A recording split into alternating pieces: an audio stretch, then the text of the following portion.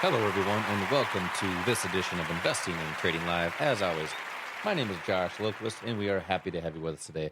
Today, I have a special guest with me here today. Before I introduce him here, we're going to talk a lot about stocks, options, futures, Forex, some opportunities moving forward. That being said, Mr. Luke Young, once again on the show here today. How you doing today, Luke? I'm good. Thanks for having me. It's a good time talking about the markets. We've been having a lot of fun here. We talked, I think it was it Tuesday we did a show together, which was really good. We had a lot of people listening. Make sure to subscribe to the podcast on Apple Podcasts, iHeartRadio, Spotify, or wherever you listen to your podcasts. And also check out our YouTube channel. You can just type in Josh Lilquist on YouTube and check out the videos there. We do several shows per week, usually every single day. Every Thursday, we do 4 shows for you, and that's a bigger show that we do on Thursdays with myself and Al. So that being said, I want to do a quick market update. Today is Friday morning, August 11th, last day of the trading week, and markets have shown a lot of volatility. As we talked about yesterday, the market was actually up yesterday, and now for the week, the S&P 500 is down just ever so slightly. So there's been some big moves up and down, and that's a good thing in the financial markets. Luke's going to dissect that a little bit here today on some opportunities if price does nothing, especially with options. Friday morning here, the market opened up lower right around the 444 mark and currently at 446.28. So it looks up on the day because you have a green candle, but it is just barely, ever so slightly up on the day. Dow Jones, same story. We are up about 0.43%, a little bit more than the S&P 500, currently at 353.42. And the NASDAQ ETF is actually down today about 0.4% at 367.13, gapping pretty low here today, down to the lows from July 10th, and testing that little demand zone there. But it showed a little bit of strength after the open and starting to slow down a little bit. So it is currently down on the day. And a couple I want to look at too as well is gold up 0.3% on the day, silver up 0.47% on the day respectively. So they've been sliding this whole week, and Friday here, let's see how it gets. We get a close here. Tomorrow on Saturday, we'll do a market recap for the week, and we will see how the market actually ended. So that being said, that's our major market update with the major indexes, S&P 500, Dow Jones, and the NASDAQ. So Luke here today, I want you to discuss a few things. I know you have a lot of stuff in your pocket today, and you want to discuss some different things about fees and protecting your capital, being able to manage or dictate what happens in your accounts yourself to keep more of your money. What are your thoughts on a couple things? One, I want to look at a couple stocks here, and just what are your thoughts on some opportunities with options, or is it better to just buy the stock or just sell the stock right outright? Let's start with let's start with the S&P 500 since we started that. I know you were currently short with this market, and market's gone down and it is currently roughly around flat for the week here. What's your thoughts here moving forward with the S&P 500? So I have been short for like a week and a half, the S&P, and right now it's just kind of trade management. But my rule of thumb when I'm deciding to get in and out of a position, whether it's stock or options, and I'm kind of deciding between, it has a lot to do with how much capital is required, what's the implied volatility of the option, because you could be completely right in direction on an option chart and end up losing money because the volatility goes against you. So you have to be pretty strategic in how you plan some of these things.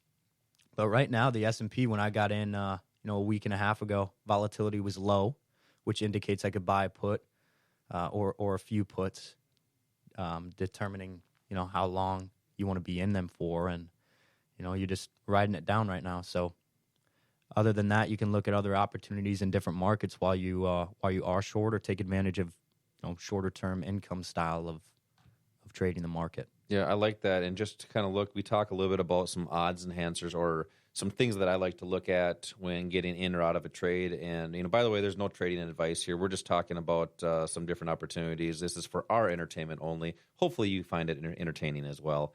Then there is risk in trading. So that being said, I like I use a percent Bollinger Band to see where is price at and where relative to where it's been. And that was currently high, like you talked about there, right around the 460 area on the S&P 500 ETF. And it is now currently low. So me personally, I like this. If the volatility is there, I like seeing maybe selling some puts against this. I doubt there's any volatility given here, or any premium given, so it's probably not even an opportunity. We won't even look at that today. But that's just an odds enhancer or a where are you now, where could you go in the future type. I don't want to say indicator either because that's misleading. But what can you do here, and what are my opportunities? So I like to look at that. So it's showing exactly what you did is what you want it to do, and then you'll just manage that as you go. So that's S&P 500. I don't know if you got a chance to look at the stock of Disney, and Disney currently at $90.51, and this was an option that I've been talking about since I believe You've been selling puts, I think, right? Yeah, since the July 18 area, and some 30-day options on that, and they had earnings coming out, and I think I mentioned on the show that I closed that out. I believe it was Tuesday because they had earnings on Wednesday. Now, one of the things with earnings is it brings uncertainty of what's going to happen there, and it's one of those things where I didn't want to be in that position and have to worry about, oh crap, is it going to crater here? And no, not a bad idea if I got in, but it actually went up. So basically taking partial of the premium that I had, and you can always get back into the position. So why is it so important in your mind to protect your positions? Well, look at like banks and institutions and hedge funds. When they win, they take a substantial win. And when they lose, it's a very minimal loss. So the idea behind trading and investing, you want small losses and big wins. And if you do that over and over again and you're consistent, you're going to be very profitable. Yeah, some people laugh at that because they don't understand that, right? It's one of the things that they don't really get. That people think, well, I have to take all this risk for a whole bunch of reward. Well, the more risk you take, the more risk there is. So you got to keep those losses small and your winners much bigger, like Luke is talking about. And that's how you bring consistency and longevity in the markets. If people are looking for longevity, you have to have a strategy that's designed for that. And that Disney stock actually still respecting that demand zone that we had been talking about from December of 2022. And, this getting into a supply zone now. So there's some movement here. And we'll be looking at this probably on Monday if it's going to be given any premium to basically do some more puts on that, because it has a supply overhead roughly around the 106, 110 area. So there's opportunities here to maybe collect some premium if it's given has any volatility. I think something we should mention too, because a lot of like retail traders or people getting into this sort of industry are so focused on like win-loss percentage. Yeah. You hear them talk and they're like, oh, I win 60% of my trades. But that type of guy who's winning 60% of his trades, he might not even be profitable. What does he consider a win? A profit of $1? Mm-hmm. You never know. You could be profitable in this industry being, 30% or having a 30% win percentage if you're targeting correctly, to a 4-to-1 or a 5-to-1 of whatever you're risking. Yep. It's all based on your trade plan, what you do on a daily basis. Yep. It's just there's strategies that are designed for that, and if you don't understand them, you shouldn't get into the market. And that's why, unfortunately, it's so easy to get in the markets these days. People put money in an account. I mean, heck, you can probably open an account and fund it in 5 minutes or so. And I think that's what a lot of people do. So it's unfortunate that happens. But having the skills and techniques and doing that and learning it first is imperative. So there's another stock I want to look at. It's Salesforce. Salesforce actually has a pretty nice demand zone, is low on the percent Bollinger Band. So it's giving the signal of, okay, go look at me and see if you're giving any premium. Now, it was giving some premium this week. It has not got to our demand zone yet. So there's actually I think it was the 185 strike that was giving some premium this week. But that being said, I talked about earnings a little bit ago. Now, Salesforce has earnings coming up on the 30th of August. So that would be somewhere in between of, if you're doing like a 30-day option. Is it wise to get into this option and just hope it works and you can get out by earnings time? Or do you think it's smart as a trader investor to wait for price to get to an area, but also wait for earnings to be done so you don't have that additional risk. Well, you just said at the start of this segment it wasn't in your demand zone yet. So obviously you don't want to force it. You got to wait, just like you said, have the patience for it to come into that area of demand to where you're willing to buy it. I like that. And that's probably what you've understood in a plan, right? If it doesn't fit your plan, don't force it. There's so many people say, I was actually talking with a good friend not long ago, and he kept saying, I love Apple stock and I just want to buy it. And Apple is down roughly about 9-10%, depending on when you listen to the show here, from the highs. So is it a buying opportunity? I think potentially.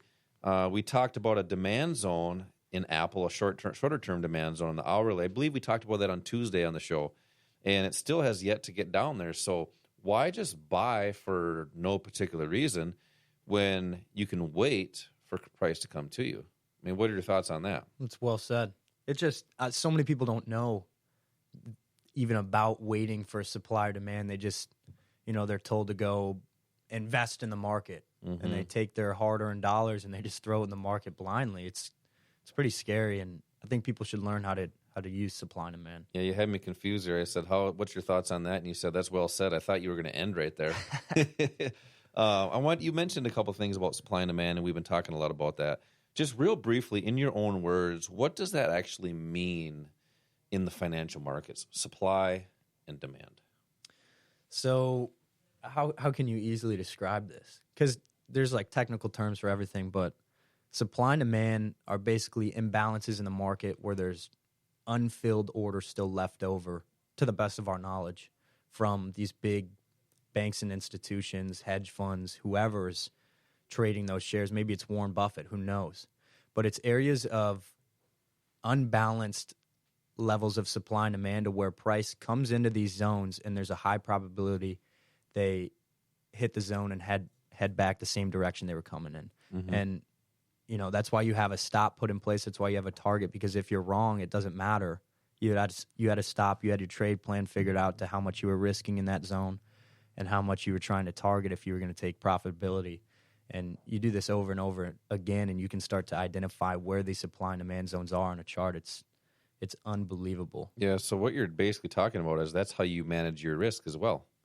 Because when you have a zone, it's an area of interest. So let's call it a demand zone. If you have a demand zone, you have an entry point, you have a stop loss, an exit point when you're wrong, to keep that risk small, and then have a target much larger than the distance between the entry point and your stop loss.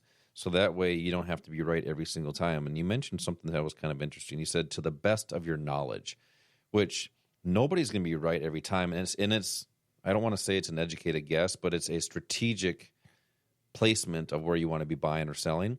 But that's where you put odds and probabilities in your favor. And that's the name of the game, is if you stack in the odds, and then eventually with proper risk management or proper capital management, that will all play out. So when you're wrong, it's small, and you have your winners much larger. Excuse me, I'm dying over here. I need some coffee. So that's our supply and demand. And so basically what that means is, just like anything in our everyday life, if there's more supply, so say I have an Apple iPhone right here, and there's 10 people in this room, and I'm going to say, okay, this is an Apple iPhone. Luke, how much does an Apple phone cost now these days? Man, they're expensive. They're like $1,000. Yeah, $1,000. $1,000 for a stupid phone. So let's say we all know this is a $1,000 phone. I have 10 people in here, and I'm going to sell this phone for $200. Everybody will say, yeah, I'm going to buy that, because they're going to go sell that on eBay or Amazon or wherever, Craigslist or something, wherever the sites that people sell things now, and they're going to have a profit. So there's a whole bunch of demand for one supply. So what do I have the ability to do? Raise the price. I have the ability to raise the price. And so I'm going to say, okay, I'm going to sell this phone for $600. Who's going to buy it? Probably the majority of the people, but maybe a couple less, but yet there's still more demand than the one supply. Now I'm going to get greedy. I'm going to say I'm going to sell this phone for $1,200. Who's going to buy it? Probably nobody. So now what has flipped? Now there's more supply, the one phone, for zero buyers, which is there's no demand. What does price have to do? It has to go down. And that's the economic law of supply and demand, and that's how the financial markets work. Just like anything in our everyday life, you go look at the housing industry. When there was hardly any demand or hardly any supply out there, which was homes, prices kept going up and up and up. Now you look at it, you got down arrows. You have tons and tons of homes on the market, and they're not selling because there's not enough demand. There's not enough buyers out there. So same thing in our everyday life. So just kind of an explanation on supply and demand. Any thoughts on, you had a topic that you want to talk about here today, and it was a little bit about being able to have the opportunity to manage your own monies. Now, why is it so important, especially like in retirement accounts? Why is it so imperative to be able to manage your own money to keep more of your gains and be able to do that yourself? Well, I just think, everybody thinks the market is this big complex thing and you got to be some genius to figure it out or have some algorithm that you follow. But it's just not that. It's a simple game, and you don't even have to know about supply and demand to know that the S&P 500 over the past X amount of years typically will bring in, 7 to 8% as a return over time. That's what they say, into your portfolio, give or take. Just on average, it's an average number. You'll have years where you're down 20%, years where you're up 20%, or sideways. But, what I've noticed, a lot of people, I know I was going to mention the topic of advisors and, not to be down on advisors or anything, but I just want people to know. The industry. Yeah, the industry. People with financial advisors, I ran some numbers here. An advisor is going to charge about 2 to 3% as a quote-unquote fee per year on your account. And that'll be different based on the advisor. Some will be 0.75, some may be 3-4. It depends on them. Yeah. But on an average, is that probably, it's probably somewhat close. Average, yeah. So I just wanted to run some numbers just so you guys can hear this. Let's say you had a $100,000 account and you're 35 years old. So this projection is going to be from when you're 30 years old. So when you're 30 to 35 or 65, that's 35 years. 65 is the age of retirement for those of you that don't know, or the desired age of retirement. I think it's about 50. Is it? And that's what I think. It's different for everybody, right? Josh is about hot takes. You remember last week, the UPS? Exactly. We got to go back to that, by the way. We do. Okay. But if you had $100,000, you're 30 years old, take this to 65, which is 35 years. Based on the S&P 500, if you were just long the market, you would have an estimated $1,400,000 in your account at 65 years old. Okay. That's at what percent? Rate of return? 8% return. You're not paying fees. Okay. And it's actually a little over 1.4 million. It's tack on 78,000 as well to that. Yep. And that's an estimation based on market conditions, right, and when you get in and when you get out. So this is relative. This is relative to what the market has done in the past. Yep. Okay. Now, take that same person, same $100,000. You're 30 years old. This is from 30 to 65, so 35 years. But you have an advisor that charges you 2%, just 2%. So 2% per year. This is when the market goes up, down, or sideways. You're taking 2% out of your account, which gives you a 6% return year over year estimated. You know what that number turns into? It's probably bigly. 768,000. That's a 51% difference from doing it on your own to having an advisor. For what reason? I just wanted to mention this to people. It blows my mind. It's a 51% difference in your retirement dollars for having someone do the same thing you could do on your own. So basically that's lost opportunity is what it is. I mean, then let's be real too. Not everybody should do it on their own. Some people should have a broker or advisor or money manager. But really, I think that cost is a little bit low because they're going to have a management fee where, 1-2%, 0.5%, whatever it is, and that's kind of the selling point. But then if you're in mutual funds, I mean, you're going to have mutual fund fees. I mean, sometimes you need those to perform 5, 6, 7% before they even break even.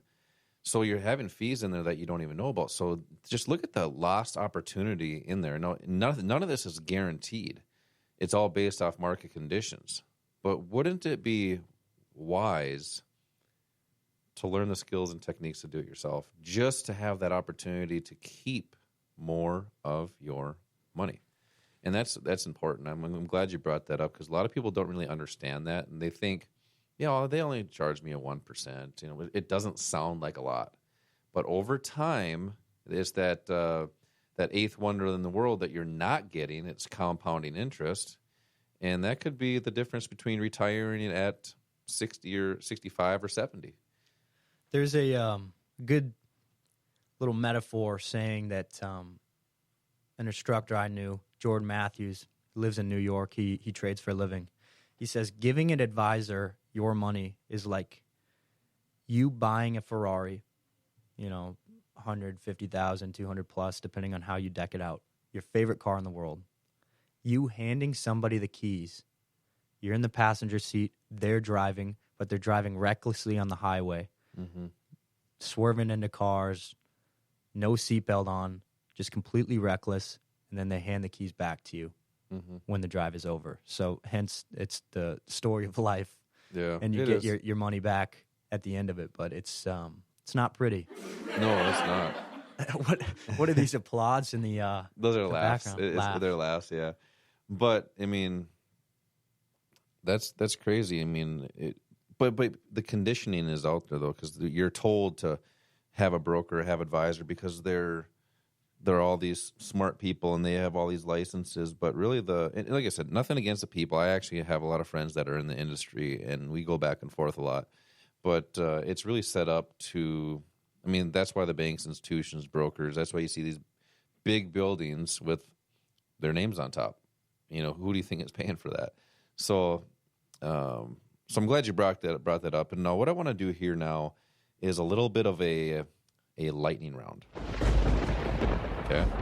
Sound effects. Now with this lightning round, I want to throw a couple stocks at you, and I want you to say good, bad, or ugly. And we're gonna these are just opinions here. I'm gonna pull up a chart. So for those of people that are watching the YouTube stream here, I'm gonna pull up a chart. Luke's just gonna peek at it and say good, bad, or ugly. And we're just gonna take a couple stocks here and do that, and then start with good old UPS that you want to talk about. Should we go before lightning round back to the hot take last week? Which is the UPS?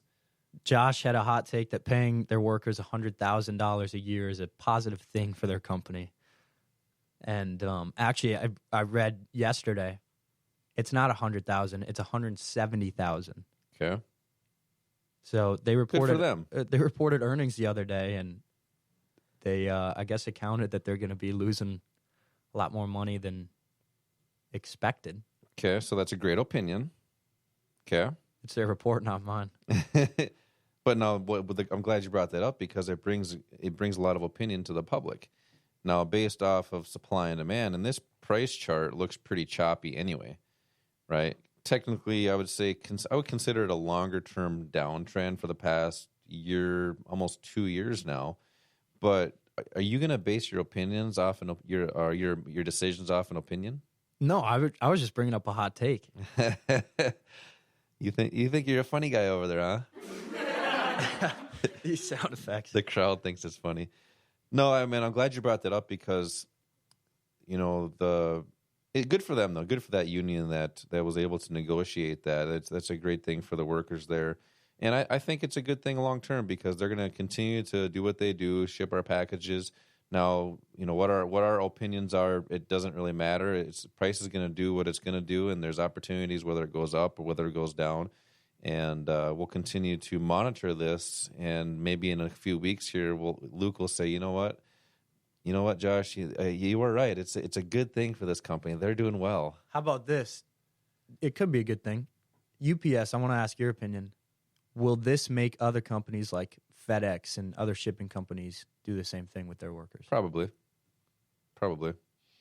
I don't know what they're making or what their salaries are, and but it's really is how strong these unions are too. So I don't know if it's the same type of union. I'm sure it's I don't know if it's a Teamsters or what it is, but some of these unions are pretty strong. And if they get to do that, if they can make that happen, good for them. Will it make our shipping costs more? Potentially, which, it could offset that cost, right? If you think about that, because, how does any price of any company, of anything that they do, and if they have increase in price, they're going to put that off and roll that on to their customers. So we'll see what happens here. Really, UPS hasn't done much of anything, actually, since 2020. It's really at the same price it was at back in October of 2020, so 2-3 years now. So let's get back to lightning round. And here's what we're going to do. We're going to start with UPS. Good, bad, or ugly? To be honest, by the chart, can I say in the middle? It's in a sideways trend, in my opinion, on like the 1 day. So I'd say middle. Middle, okay. It wasn't good, bad, or ugly, but we'll take it. Caterpillar. Pretty. Pretty? Okay, we'll call that good. Let's go with WWE. Ooh, that's good. That's good. We've been talking about this stock for quite some time. Really just skyrocketing into the sale of WWE with good old Vince McMahon. A lot of people don't like him, but I think he's a great business guy. Let's go with GE. That's good. Oh, man, heck yeah. It's up 146% since September of 2022. I mean, phenomenal. We'll do a couple more here. Target. Ooh. It's kind of ugly. It is kind of ugly, but you know what? So that being said, if it's ugly, do we have a potential buying opportunity here? You do at the correct point in time. Mm-hmm. And that goes back to supply and demand, like we've been talking about. We've been talking about a demand zone that I've been waiting for. Is it going to get there? I don't know, and I'm just hoping to give some premium at one time. But I would say you're correct. It does look a little ugly. Let's go with one more. Netflix. I think it looks good right now. Okay, it is an uptrend since January of 2022, so looking pretty good from the lows of January 22, up roughly around. Looks like 600 to the 650 range. Yeah, so up about 160%. So not too shabby for good old Netflix. And I believe a lot of that was when they had earnings and they increased their subscription, or they upped their subscription. So that being said, if they up their subscription, is that good or bad for them? As an opinion. As an opinion, you would think it would be bad. Okay. You would think less people would buy Netflix, but I guess that's why we want to focus all of our decisions based off supply and demand. Right. And that's why we've been talking about that since the beginning of the show. I'm glad you brought that up. So I think some news with Netflix too. I think they were trying to roll out to where you could only have one user logged in at once. They were doing that, yeah. I don't know if it's working or how that's working or not. I think they tried it overseas and it didn't work, so I don't know if it's sticking. Yeah, I don't know. Well, that'll be something that we can go look up for the next time we meet over on the show here. But that was lightning round. We'll try to do lightning round every time Luke and I do a show here today. But thanks for coming on the show here today. We had a good time, and firing some good takes. So and as always, collect your profits when they are given to you. Protect your losses when they are small. Until next time, retire young, my friends.